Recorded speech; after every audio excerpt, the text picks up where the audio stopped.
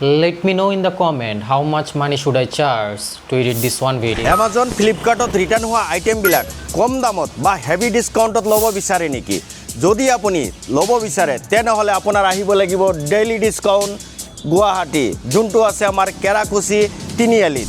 Heavy ডিছকাউণ্টত পাই যাব পেডেষ্ট্ৰিয়েল ফেন, table fan, wall ফেন, portable speaker বা পাৰ্টি বক্স, লগতে থাকিব সাউণ্ড বাৰ। আৰু আহিছে মিল্টনৰ বটল কালেকশ্যন, ল'ব পাৰিব এক্সজষ্ট ফেন।